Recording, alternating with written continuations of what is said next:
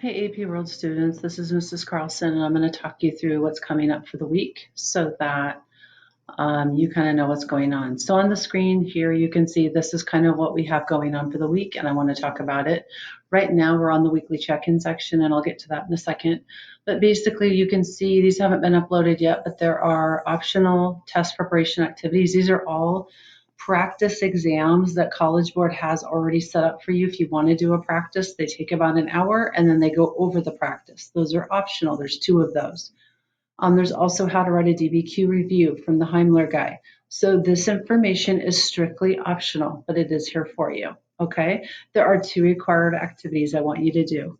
One of those is called DB Practice Thesis Statement. So basically all you're gonna do is you're gonna practice some thesis statement writing because that is one of the most important parts of doing this test and getting as many points as possible. This would probably take you 10 minutes at the most, okay?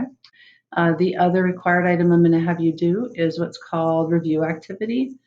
And basically, this is a 2-minute video. How do you get as many points as possible for Heimler? This is a video that says 1 hour and 6 minutes, but basically the section I'm having you watch is about 50 minutes. So basically, College Board teachers take you through the entire test. They review with you the rubric, go through a review really quickly of the 6 units. This sheet of paper, basically right here, is my accountability for that assignment. So in total, the amount of work I'm asking you to do is about an hour to an hour and 10 minutes, okay? These are the optional activities. This is the thing I want to spend the most amount of time on. So I'm going to show you what I've uploaded here. This item right here is a 4-minute video that will take you through how to get prepared for the exam. So you can see it here because you can watch it on your own. But basically, if you have not taken an AP exam yet, I would want you to watch that video so that you know what to do. Here is another thing to have printed out. If you have a printer at home, it's a checklist you can go through on the day of the exam to make sure you're ready to go. So it goes through you, am I ready? It tells you all the things you need, et cetera, et cetera. So it's just a checklist, it's not an assignment. This is the last thing that I wanted us to spend the rest of the time that we have together on. Basically, I've attached it for you, but it's a PDF from College Board, and it goes through basically the testing and how it works. So notice how up here it says this same thing is available at this website. So what I want you to pay attention to are a couple of things. Your e-ticket is one of the most important things. It looks like this. You're going to get it 2 days before the test. So for you guys, your test is Thursday, you would get it on Tuesday. Everyone has their own ticket. Do not share that information with anybody else. If you can't get your ticket through your email, check your junk mail or go to this spot on the website, myap.collegeboard.org.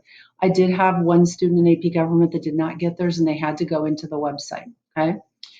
Basically, this is like the test time frames. I did have someone in government ask me if the test was at 4 and it was at 1. So here you guys are, Thursday, World History Modern. If you go up to Pacific time, our test is at 11 a.m. They want you to set up 30 minutes before the test. So start setting up at 10:30, okay? Let's just kind of skip through some things.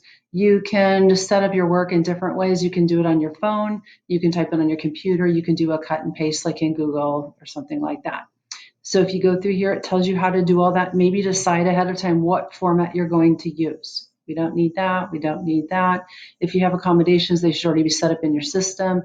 If something goes wrong with your computer when you try to upload, if you noticed here on this slide, it tells you what to do to request a makeup. You have to do that within 48 hours of the exam. It's really important. I have had some kids have to do that. So just know that's a possibility if you don't get your stuff submitted correctly.